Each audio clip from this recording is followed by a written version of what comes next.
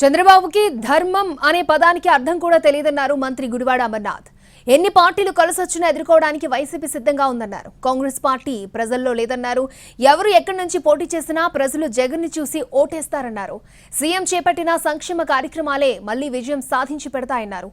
మరోసారి వైసీపీనే అధికారంలోకి వస్తుందంటున్న మంత్రి గుడివాడ అమర్నాథ్ తో మా ప్రతినిధి V S Naidu face to face. YCP Bheemili సభ ద్వారా ఎన్నికల శంకరావాన్ని పూరించనుంది. ప్రస్తుతం మనతో పాటు మంత్రి అమర్నాథ్ గారు ఉన్నారు. సార్ చెప్పండి, ముఖ్యంగా ఇటు 5 లక్షల కోట్ల రూపాయలు ప్రత్యక్షంగా పరోక్షంగా ప్రజలకు ఇచ్చారు. కానీ ఓవైపు వైసీపీ భయపడుతుంది అనుకోవచ్చా? మేము రెడీగా ఉన్నామని చెప్తున్నాం కదా. మా నినాదమే అది. అందుకనే మేము సిద్ధం దేనికన్నా. ఈరోజు రాష్ట్రంలో జరిగినటువంటి అభివృద్ధిని చూపించడానికైనా సిద్ధం. ఈరోజు రాష్ట్రంలో ప్రతిపక్షాల మా మీద చేస్తున్నటువంటి దుష్ప్రచారాన్ని తిప్పికొట్టడానికి మేము సిద్ధం. రేపు రానున్నటువంటి అనేక రాజకీయ పార్టీలు కలిసి వస్తున్నటువంటి అనేక రాజకీయ పార్టీలని రేపు రాజకీయంగా రేపు ఎన్నికల్లో ఎదుర్కోవడానికి సిద్ధం అనేటువంటి అనేక అంశాలకి మేము అన్ని సిద్ధంగా ఉన్నాం అనేటువంటి ఒక మెసేజ్ ఇవ్వాలన్నటువంటి ఉద్దేశంతో ఈ రోజు ఎన్నికల శంకరావాన్ని ఉత్తరాంధ్ర నుంచి ప్రారంభించబోతాం. వైనాట్ 175 అని ఎప్పటి వరకు చెప్పారు. ఇప్పుడు ఆ నినాదం కొంత తగ్గింది. ఫస్ట్ నుంచి ఉంటుందండి. వైనాట్ 175 అనేటువంటి నినాదం మాకు ఉంది. ఇప్పుడు రేపు ఎన్నికలకు వెళ్తున్నటువంటి సందర్భంలో మేము అన్నిటికీ తయారుగా ఉన్నాం, మేము అన్నిటికీ సిద్ధంగా ఉన్నాం. మా కార్యకర్తలు సిద్ధంగా ఉన్నారు. రాష్ట్రంలో వైఎస్ఆర్ కాంగ్రెస్ పార్టీ కార్యకర్తలు సిద్ధంగా ఉన్నారు.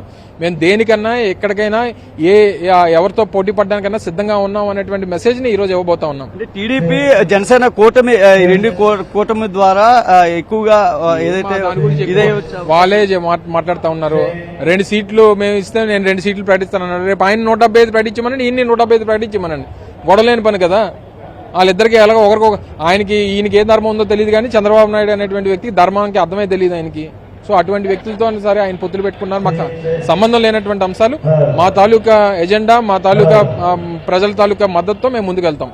సార్, షర్మిల కూడా కొన్ని ఓట్లుగా కానీ కొన్ని వర్గాలను కూడా దగ్గర చేసుకునే పార్టీయే రాష్ట్రంలో లేదు. లేనటువంటి పార్టీకి ప్రెసిడెంట్ ఆ ప్రెసిడెంట్ చెప్పినటువంటి మాటలు మళ్ళీ మేము మాట్లాడడం, మళ్ళీ దానికి తిరిగి సమాధానం చెప్పడం అనేటువంటిది పెద్దగా అవసరం లేదనేటువంటిది మా పార్టీ అభిప్రాయం.